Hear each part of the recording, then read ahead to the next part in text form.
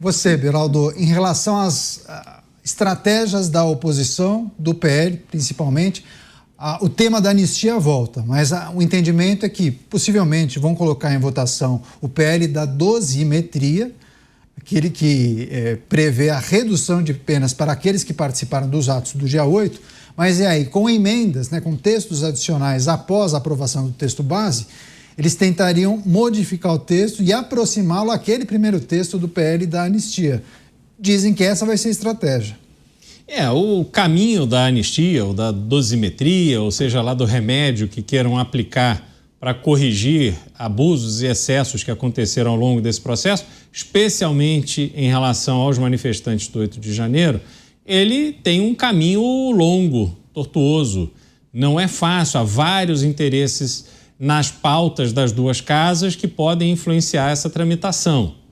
Agora, os partidos, Caniato, sinceramente, se alguém sentar hoje com a liderança partidária do PL para ter uma conversa sobre convicções ideológicas, eu tenho certeza que esse interlocutor, quando sair, as lideranças partidárias vão dizer, tolinho, puxa vida, é um sonhador, né? Mas vamos falar aqui da vida real.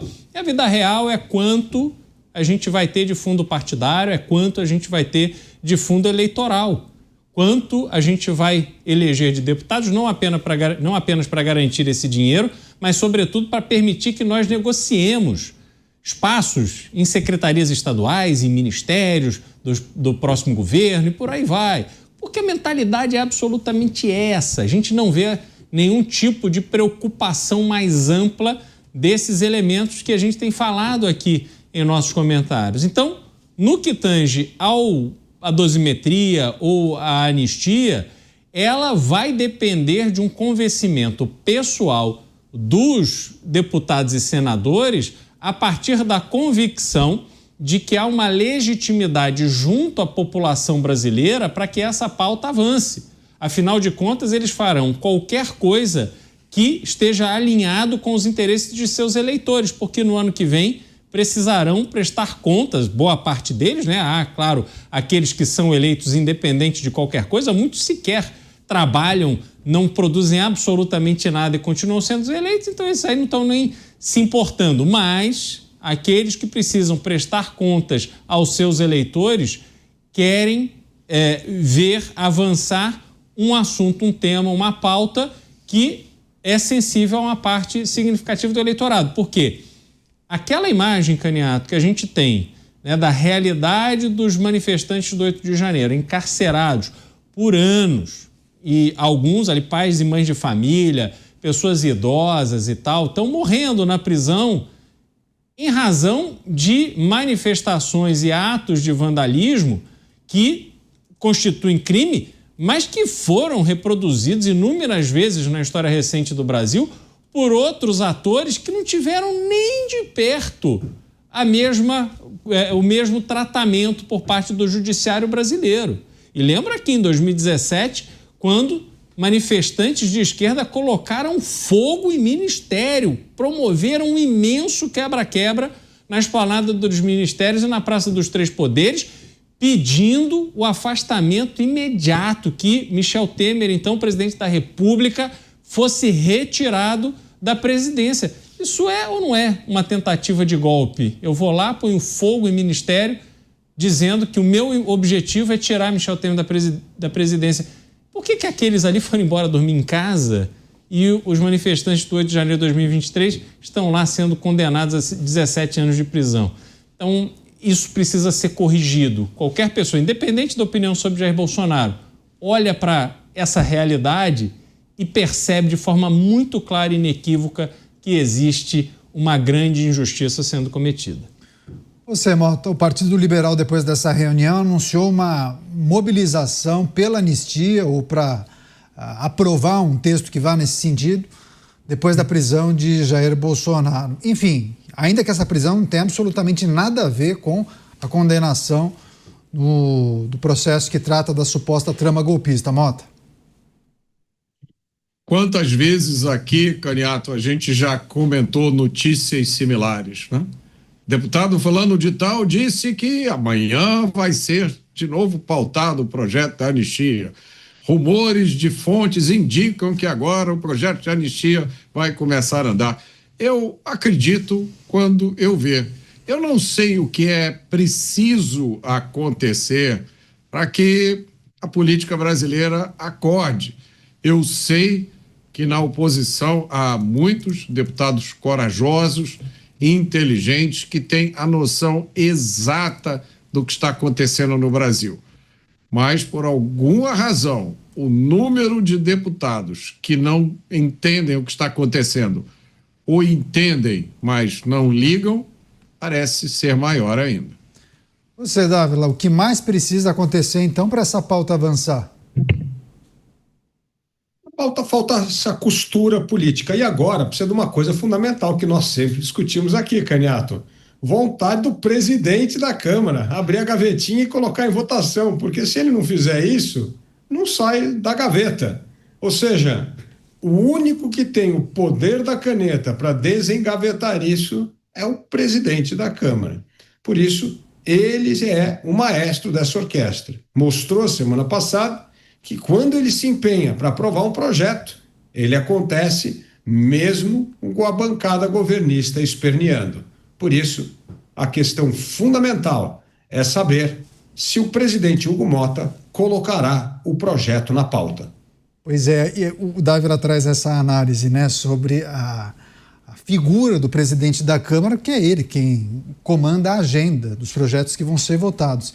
E a notícia de hoje, né, Beraldo, preciso lembrar também que o presidente da Câmara teria rompido com o líder do PT na Câmara dos Deputados. Isso interfere nessa avaliação mencionada pelo Dávila?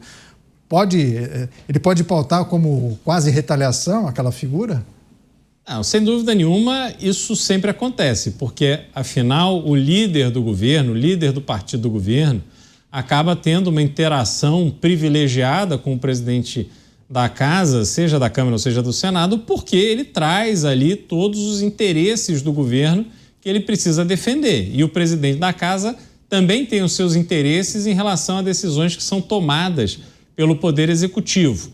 Então, é um jogo ali em que cada um tem as suas cartas e eles vão trocando ali dentro de um determinado ambiente de camaradagem. Quando essa camaradagem é rompida, quando a confiança é traída de um lado ou de outro, aí existem os instrumentos que cada um pode utilizar para tornar a vida do outro mais difícil. E, sem dúvida alguma, existem inúmeras pautas na Câmara dos Deputados que são muito negativas para o governo federal. Então, o presidente Hugo Motta pode usar da sua prerrogativa de organizar a pauta da Câmara dos Deputados e colocar em discussão matérias que desagradam o governo. E a mesma coisa vai acontecer no Senado. Veja, o governo parece estar tendo uma crise de arrogância.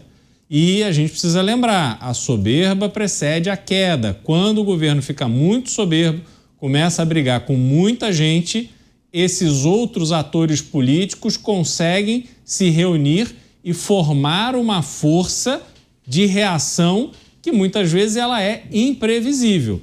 Precisamos lembrar do que aconteceu com Dilma Rousseff na época em que houve ali a detecção de irregularidades do ponto de vista fiscal, que em outros momentos seriam completamente ignorados, mas que por se tratar de uma presidente que estava em conflito com o Congresso, ela acabou sofrendo um processo de impeachment e foi afastada do seu mandato.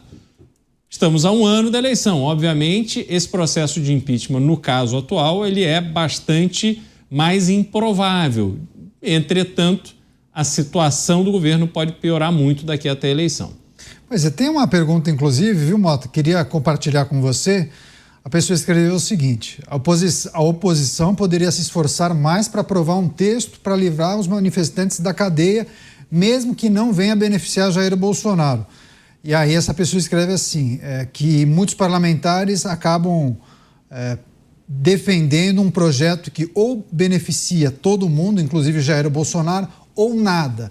E aí os manifestantes acabariam sendo prejudicados por conta dessa estratégia. Que leitura você faz, Motta? Um e-mail, desculpa, que daqui a pouco a rede chega, um e-mail. Não é uma decisão fácil. Quem está preso injustamente precisa ser solto amanhã. Mas a gente tem sempre que voltar àquele ponto que eu trago aqui todos os dias. Quando você age sem convicção, o risco de falha, de fracasso é muito grande.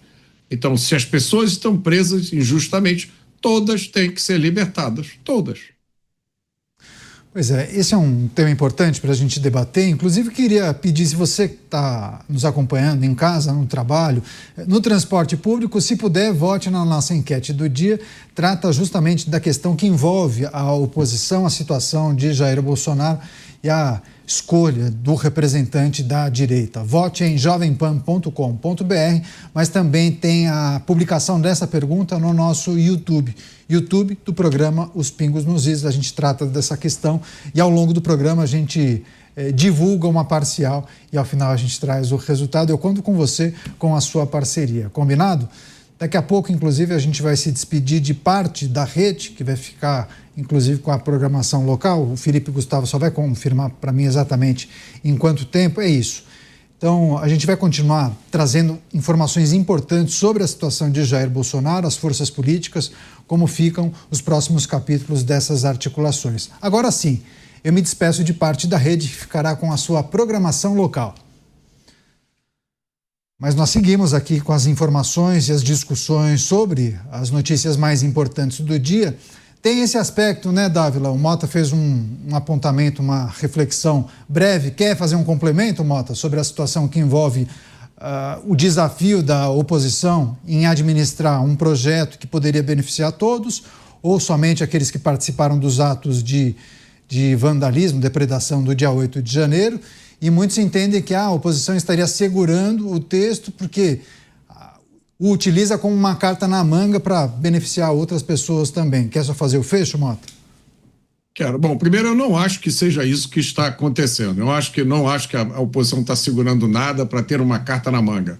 Eu acho que os políticos, a classe política ainda não conseguiu se mobilizar para aprovar nada. Nem a tal dosimetria, nem nada, simplesmente nada. Agora, é aquela história. Se você está em dúvida entre fazer a coisa certa e fazer aquela coisa que tem uma chance de passar, eu já vivi esse dilema na minha vida. A minha decisão é sempre fazer a coisa certa. Porque se der errado, pelo menos você estava tentando fazer a coisa certa. Agora você diz, não, o certo é isso. Mas não vão aceitar. Então, eu vou fazer só a metade do que é certo, porque isso eu acho que eles vão aceitar. Aí não aceitam. E aí você perde duas vezes. Você não conseguiu aprovar nada e você ainda não colocou a sua convicção como ela deveria ser. Pois é, bem interessante essa reflexão do Mota sobre esse desafio para muitos parlamentares. Dávila, daqui a pouco parte da rede chega. Vou pedir um comentário sobre esse aspecto trazido pelo Mota em 1 minuto e meio, Dávila. A questão fundamental é, o projeto que será aprovado é esse costurado pelo relator Paulinho da Força com o presidente da Câmara, com a base de oposição. Esse é o projeto que será votado. Nós não sabemos muito bem, pelo menos hoje Paulinho da Força diz que está com o relatório pronto. Se é o relatório pronto, é aquele que provavelmente vai libertar boa parte das pessoas que foram presas no 8 de janeiro, vai beneficiar parcialmente Jair Bolsonaro e os demais condenados na Suprema Corte por uma redução de pena, e este é o projeto que será aprovado. Agora, nós não sabemos. Essa história de ficar anunciando coisas, né, Caniato? Nós não podemos tratar como notícia. Notícia é o fato, votou a matéria. O resto é especulação. Então, nós estamos ainda na fase da especulação. O que parece hoje é que há um relatório relativamente consensual do deputado Paulinho da Força, e este relatório é o projeto que provavelmente Hugo Mota colocará em votação. Agora, se haverá destaque ou não, tentando estender esta anistia, é outra história. Pois é, o técnico Vanderlei Luxemburgo, fazendo uma analogia com o futebol, ele tem uma célebre frase que dizia o seguinte: o medo de perder tira a vontade de ganhar. E eu faço um paralelo com aquilo que o Mota trouxe há pouco. Eu vou passar para o Cristiano Beraldo a respeito dessa análise que muitos fazem, né, que sofrem por antecipação. Melhor a gente nem tentar avançar com esse projeto, porque lá na frente ele vai ser impugnado, cancelado, vão judicializar, enfim. E aí eles pensam numa versão light, né? Um meio acerto, como disse o Mota. O Beraldo vai refletir sobre essa situação. Deixa eu só receber a Rede Jovem Pan, obrigado pela preferência, a análise dos nossos comentaristas sobre o PL da anistia ou da dosimetria e as muitas análises que os parlamentares fazem para apresentar o texto e quais são as projeções, né? Esse texto passa, não passa? Se esse for aprovado, seria judicializado? Vai adiantar alguma coisa? Vamos focar somente nos manifestantes? Não, é preciso abarcar também as autoridades? Você, Beraldo. Bom, primeiro a gente precisa estabelecer uma diferença, que aí a minha discordância com essa visão do Mota sobre o caso. Por que, Mota? Na verdade, nós estamos falando de dois momentos muito distintos, pelo menos essa é a forma que eu vejo. Uma coisa é o que aconteceu dentro do Palácio do Planalto, do Palácio da Alvorada, antes da posse do então presidente eleito Lula, em que Jair Bolsonaro e seus assessores mais próximos discutiram ali o que eles poderiam fazer para manter-se no poder ou impedir a posse de Lula, aquelas constantes ataques e geração de dúvida quanto à confiabilidade das urnas eletrônicas. Depois a gente viu que o tenente-coronel Cid mandava mensagens ali com pessoas próximas dentro do Palácio do Planalto, dizendo que, na verdade, naqueles ataques as urnas eletrônicas não foram comprovados, que eles não tinham nada efetivamente para sustentar tecnicamente as acusações que estavam fazendo. Então, isso é uma coisa que, na minha compreensão, eu acho absolutamente imoral e injustificável um presidente da República reunir os seus assessores, que são funcionários públicos de altíssimo escalão, que estão ali defendendo os mais importantes interesses do Brasil, e eles ficam gastando tempo para confabular sobre um plano, uma forma, um jeito de simplesmente não respeitar o resultado da eleição. Porque o próprio Exército Brasileiro fez um documento, uma avaliação, depois de ter auditado as urnas, dizendo que não tinha constatado ali nenhuma fraude, mas eles insistiam na tese. Então eu acho isso absolutamente reprovável e imoral, mas na minha concepção não houve a materialização do projeto do golpe. Vamos matar fulano, vamos envenenar ciclano, vamos prender não sei o que. Eles não fizeram nada disso, eles não tentaram fazer nada disso. Outra coisa muito diferente é o que aconteceu no dia 8 de janeiro de 2023, onde aquelas pessoas que tinham ali sido alimentadas de uma falsa expectativa de que alguma coisa muito revolucionária aconteceria no Brasil, e elas então, cansadas e desorientadas, acabaram se reunindo em Brasília e partiram para um quebra-quebra que não fazia absolutamente nenhum sentido. Porque aquele quebra-quebra era para expressar uma raiva, era para expressar uma insatisfação, mas não tinha ali uma organização e os elementos necessários para você configurar que eles estavam ali invadindo prédios públicos porque eles iam tomar o poder, especialmente porque os poderes da República funcionaram de forma remota com a maneira mais tranquila e normal durante a pandemia, ou seja, a instalação física dos prédios públicos, ela simplesmente é uma referência importante do ponto de vista institucional, mas não existir ou estar tomado não impede o funcionamento do Brasil, o exercício da presidência, das atividades dentro do Supremo, da Câmara e do Senado. Portanto, são coisas completamente diferentes. Por isso, eu acredito que o mais urgente, importante e humano é se preocupar com uma anistia para essas pessoas.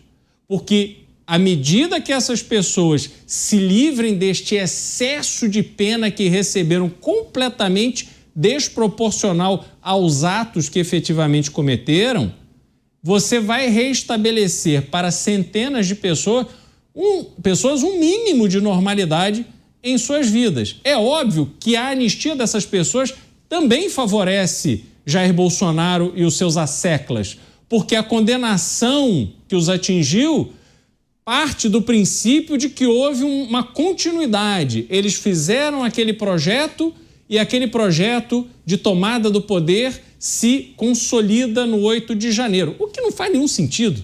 Eu vou dar posse para o novo presidente, fazer uma transição, depois eu tomo o poder. Quer dizer, não tem nenhuma lógica isso. Mas isso é um benefício que é um efeito colateral. Mas, para mim, o mais importante, o mais humano, é se preocupar com esses condenados pelo 8 de janeiro. Pois é, passar para o Mota, trazer o ponto de vista dele também. Vai lá, Mota. Não, é evidente que há várias situações distintas aí, mas uma anistia não faz essa distinção. A anistia é um ato do Estado de esquecer atos que foram considerados como crimes, colocar um pano em cima disso e andar para frente. É isso que é anistia. A anistia é ampla, geral e restrita. Imagina se lá em 1979 a anistia tivesse sido dada dessa forma. Olha, tem pessoas aqui que realmente não cometeram atos violentos. Agora, esses caras aqui que jogaram bombas, que atiraram em soldados do Brasil, esses não vão ter anistia. Não foi isso que aconteceu. A anistia foi para todo mundo. Eu acho que é isso que é uma anistia. Do contrário, não é anistia. Do contrário, é alguma outra coisa para a qual é preciso encontrar um nome, né? Dosimetria é um nome absolutamente errado. Mas se há pessoas, e eu sempre digo isso aqui, tá? Essa é uma distinção, Beraldo, que eu acho importante fazer, né? Se há pessoas que foram condenadas erroneamente, se há pessoas que não cometeram crime nenhum, mas estão presas, o remédio para elas não é nem dosimetria, nem anistia. O remédio para elas é anulação do processo, porque elas não cometeram crime nenhum, elas são inocentes. Se há pessoas assim presas, elas têm que ser soltas imediatamente e indenizadas pelo Estado, pelo tempo que ficaram presas. A gente viu casos de criminosos que depois que foram soltos, o Estado determinou que eles fossem indenizados porque as condições da prisão não eram muito boas. Eu estou falando de criminosos. Imagine, então, uma pessoa, um pai de família, uma mãe de família, que fez lá alguma coisa que não é crime previsto em lei, mas está preso até agora. Agora, se a gente está falando de anistia, no meu entendimento, a anistia só vem em um sabor: ampla, geral e restrita. Você, Dávila, queremos saber o que você pensa a respeito também dessas discussões que tratam da possibilidade de um texto avançar mais rápido, atender somente aqueles que participaram dos atos, ou um texto amplo, geral e restrito que até agora não avançou. Ele não vai avançar, porque este Supremo Tribunal Federal, com a sua verve político, o ativismo do judicial, jamais vai reconhecer que cometeu uma enorme injustiça, que não seguiu as regras do devido processo legal, da individualização de pena, do direito à ampla defesa, e soltar as pessoas. Isso, esperar esta grandeza do Supremo Tribunal Federal neste momento, me parece uma ilusão. Então, o que sobrou é o projeto, hoje, do Paulinho da Força, que é este projeto que ele tenta fazer o seguinte: na lei, aliás, é corrigir um problema da lei, porque a lei diz o seguinte, que tem crime de golpe de Estado e abolição violenta do Estado Democrático de Direito. E você soma essas duas penas. E ao somar essas duas penas, dá uma pena desproporcional. Ora, se houve um crime de golpe de Estado, era para abolir o Estado de Direito. Então não dá para fazer com que você cumpra duas penas: a tentativa de golpe de Estado e a abolição do Estado de Direito. Então, ao separar essas coisas, reduz enormemente as penas. E não se discute o mérito de uma questão que foi votada na Suprema Corte brasileira, que certamente desvirtuou completamente de todas as regras do devido processo legal e cometeu injustiça, mas esperar essa grandeza agora é condenar as pessoas do 8 de janeiro a continuar mofando na cadeia por muitos anos. Então, o projeto, ao desvincular a questão do golpe de Estado, da abolição violenta do Estado Democrático de Direito, reduz o tempo de prisão em regime fechado de 6 anos para 2 anos. Todo mundo já ficou 2 anos, então todo mundo que foi preso no 8 de janeiro vai ser imediatamente solto. Esta é a anistia que está na mesa. Agora, uma anistia ampla, geral e restrita é algo que eu não vejo sendo aprovado no Congresso Nacional, simplesmente porque pode, se for aprovado, vai ser derrubada no Supremo, porque o Supremo não tem essa visão, como mostra todas as atitudes e decisões da Suprema Corte.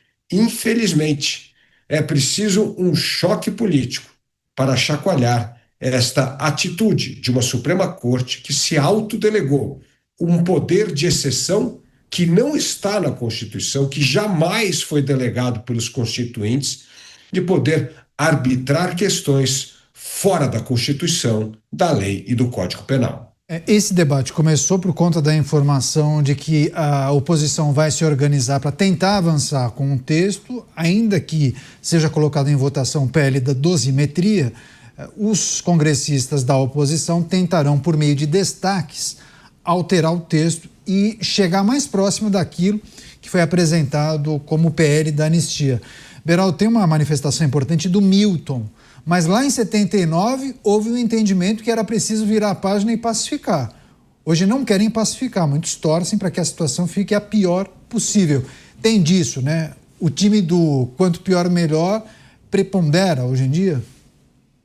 Bom, sem dúvida alguma, o que a gente está vendo é um processo que vários aí declaram, né, a vontade de se vingar, enfim, tornou uma coisa muito pessoal o exercício do poder no Brasil. A gente está vendo isso de várias formas, em vários ambientes. A gente teve pessoas que ofenderam um ministro do STF e no dia seguinte foram alvo de busca e apreensão, tiveram um problema gravíssimo em suas vidas pessoais e depois a própria Polícia Federal disse que não fizeram nada, que não tinha nenhum problema.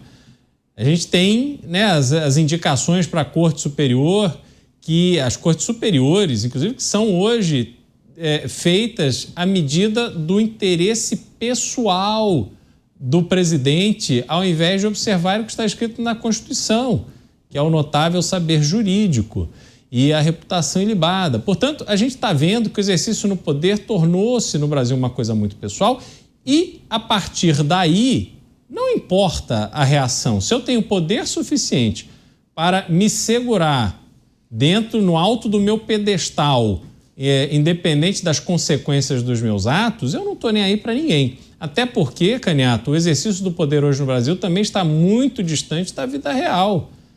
O que antigamente nós tínhamos de pessoas importantes na escala de poder no Brasil, que viviam, andavam às ruas, iam ao mercado, viviam uma vida normal, hoje em dia isso não existe mais, né? Assim, viraram pessoas intocáveis, inalcançáveis, sempre rodeadas de não só muito luxo e conforto, mas sobretudo de muita segurança. Portanto, a gente vê esse ambiente no Brasil em que o poderoso ele é soberano para decidir aquilo que o interessa. E a população, as consequências, isso não é levado em consideração. Nós estamos numa situação muito delicada do ponto de vista institucional e me preocupa, olhando para frente, Caniato, imaginar o que será necessário para que a gente dê um freio de arrumação nesse desequilíbrio institucional. Como é que nós vamos sair dessa sinuca? Porque ninguém quer abrir mão do poder, ninguém quer dar um passo para trás, ninguém terá desse cenário todo que a gente enxerga no Brasil, não tem ninguém ali com a grandeza de dizer, não, realmente aqui cruzamos uma linha que não deve ser cruzada, vamos recuar. Não existe isso. Pois é, antes de passar para o Mota, eu só quero pedir para o Dávila, pedir a palavra, inclusive, fazer uma parte, né, Dávila? Porque teve aquela pergunta do nosso telespectador sobre a anistia de 79. Segundo ele, havia, naquele momento, todas as forças políticas imbuídas no sentido de vamos pacificar o Brasil. Você quer fazer um complemento? Canhata, é preciso sempre entender o contexto histórico onde as coisas acontecem, porque senão a gente pega essa referência de 79 e acha que se aplica a qualquer contexto. Não, não é assim. O que aconteceu em 1979? Primeiro, o governo militar vinha perdendo poder e eleição, mesmo com todas as restrições, desde 74. Teve uma derrota em 74, teve uma outra em 78, perdeu a maioria na Câmara, ia perder no Senado, aí teve que criar o senador biônico, ou seja, o governo militar já havia começado a transição gradual na democracia, estava perdendo popularidade, a inflação estava criando enorme preocupação e era parte que estava correndo essa perda de poder do governo, e mais, a anistia vinha no contexto para ajudar a enfraquecer o MDB, que era o grande partido, porque não veio só a anistia, como permitiu a pluralidade partidária. Aí nasceram outros partidos, era justamente para diluir o partido de uma oposição que estava muito forte. Então, o governo foi o patrocinador da anistia. Nós não temos essa condição. Esse governo não vai patrocinar nada e muito menos o Supremo Tribunal Federal. Então não tem as condições do contexto político para se aprovar uma anistia ampla, geral e restrita. Então é importante entender por que aconteceu em 1979 e por que dificilmente vai acontecer agora. Só se tiver um estalo de grandeza, o que parece algo quase como um milagre, se isso ocorrer. Pois é, se as eleições fossem daqui a 2 meses, talvez o grupo que defende o PL da anistia poderia aguardar um processo eleitoral e jogar isso para a próxima legislatura, né? Não é o caso, há bastante tempo até lá. Diante disso, Mota, quais são as opções para o grupo que defende o PL da anistia, entendendo que as dificuldades são enormes e uma vez aprovado, ainda que entendam que nesse momento não seria, mas se fosse, poderia ser judicializado? Eu fico aqui me sentindo um pouco desesperado quando eu presto atenção no que o Dávila está dizendo. Porque, veja bem, eu tenho a minha convicção que eu tenho que fazer determinada coisa, mas eu não posso fazer, porque se eu tentar fazer essa coisa, ela não vai ser aprovada por determinado grupo que tem o poder e que vai aprovar ou desaprovar. Então eu não vou fazer aquela coisa que é a minha convicção. Eu vou fazer outra que eu acho, é a minha opinião, eu acho que vai ser aceita. E se ela não for aceita? E se eu abrir mão da convicção que eu tenho que fazer essa coisa aqui, eu vou fazer outra sob medida. Presta atenção. Eu deixo a minha convicção de lado para fazer uma coisa que a minha convicção diz que não é certa, mas é a que dá para ser aprovada. E se ela não for aprovada, o que é que eu faço? Então, eu acho que esse contexto que o Dávila deu sobre como o Brasil era em 1979, ele reforça, na minha visão, a necessidade de anistia. Porque a conclusão a qual eu chego, depois de ouvir o que o Dávila falou, e ele está certíssimo, é que a situação hoje é muito mais grave do que era em 1979. Em 1979, você estava falando de dar anistia a pessoas que cometeram crimes graves, assassinato, sequestro, assalto, que organizaram tropas para lutar contra o Estado brasileiro. E, no final, elas foram perdoadas, esqueceu-se os crimes, essas pessoas voltaram à vida pública. Muitas delas hoje estão aí em posição de poder. E aí agora, em que nós temos uma situação que é pior do que a de 1979, em que a necessidade de um ato como da anistia é muito maior, eu vou aceitar uma situação anormal, como se fosse normal, e submeter a minha convicção às conveniências do momento para que a gente aprove alguma coisa que esse pessoal aceite. Eu, sinceramente, eu sinto, a sensação que eu tenho é de desespero. Pois é, a gente pode continuar nisso. Você quer fazer um complemento em cima do que disse o Mota, Dávila? Depois eu passo para o Beraldo. Vai lá. Mas é mesmo, Mota, é desesperadora mesmo a situação. Se não tiver grandeza do governo, se não tiver grandeza do Supremo para reconhecer que é hora de pacificar o país e a pacificação do país passa por uma anistia, não tem como aprovar. Esse é o ponto trágico.